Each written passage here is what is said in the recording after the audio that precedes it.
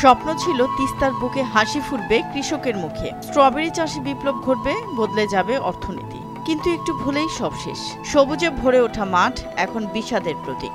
আমরা একটা বিশ্বাস নিয়ে শুরু করেছিলাম যে আমরা এই অঞ্চলে স্ট্রবেরি দিয়ে সাকসেস হলে এখানে একটা স্ট্রবেরির হাব সৃষ্টি হবে। কুড়িগ্রামের উলিপুর উপজেলার বজরা ইউনিয়নের সাতালস্কর গ্রামের তিস্তার চর। এখানেই প্রবাস ফেরত দুই শিক্ষিত যুবক অ্যাসেট এগ্রো নামের একটি প্রতিষ্ঠানের ব্যানারে শুরু করেছিলেন পরীক্ষামূলক স্ট্রবেরি চাষ। 12 একর জমিতে 1.5 কোটি টাকা বিনিয়োগ, 6 জাতের 3.5 লাখ চারা রোপণ, সব ছিল পরিকল্পনার অংশ।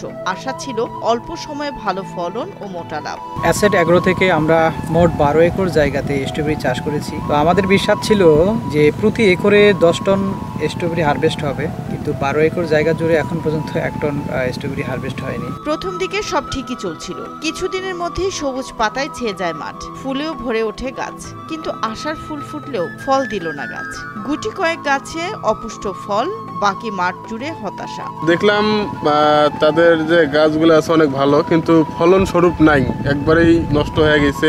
আধুনিক কৃষি প্রযুক্তি ব্যবহার করলেও চারার গুণগত মান খারাপ হওয়ায় এমন বিপর্যয় হয়েছে। সবকিছু ঠিক ছিল, শুধু একটু ভুলেই সব শেষ। তো আমরা এখানে ব্যর্থ হলাম, কারণ আমাদের এখানে আপনার চারার সমস্যা হয়েছে বা অনেক সমস্যার সম্মুখীন হয়েছি। যেমন চারা বলতে বোঝায় আপনার চারা আপনাকে নির্ণয় করতে হবে। সর্বপ্রথম এই স্ট্রবেরি করতে গেলে আপনার যে জাত এবং জেনারেশন কি, জেনেটিক্যাল মডিফাই কি, এগুলো জানতে হবে। উদ্যোক্তারা বলছেন মাটি বা শ্রম কোনো কিছুতেই ত্রুটি ছিল না, শুধু চারার মান যাচাই না করেই শুরু করেছিলেন বড় প্রকল্প। ফলে স্বপ্ন ভেঙে চুরমার। কেউ আবার বলছেন ভেবেছিলাম আমিও চাষ করব, তাদের সাফল্যে অনুপ্রাণিত হয়েছিলাম, কিন্তু এখন সিদ্ধান্ত বাতিল করেছি। আমিও চাচ্ছিলাম যে তাদের যদি মনে করেন যে লাভজনক হইতো, তাহলে আগামী বছর আমিও এখানে চাষ করতাম, কিন্তু তারা এখানে লস করছে। এখন সামনেবার আমি আর এটা চাষ করব না। স্থানীয় কৃষি কর্মকর্তা মোহাম্মদ আসাদুজ্জামান বলছেন, এত বড় প্রকল্প হাতে নেওয়ার আগে এলাকার মাটি ও জলবায়ু এবং চারার মান যাচাই করা জরুরি ছিল। তিনি বলেন, আমরা পরামর্শ দিচ্ছি বড় আকারে শুরু করার আগে ছোট পরিসরে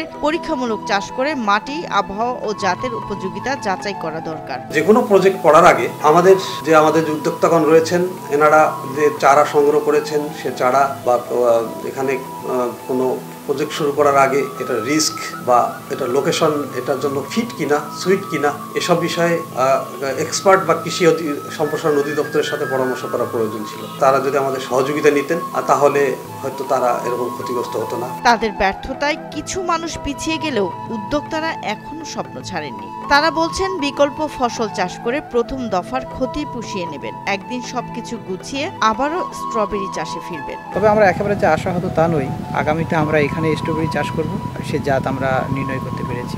বলেন, স্ট্রবেরির বাজার আছে, চাহিদাও প্রচুর। আমরা হাল ছাড়ছি না, আবার ফিরে আসব। এই স্বপ্ন একদিন বাস্তব হবে।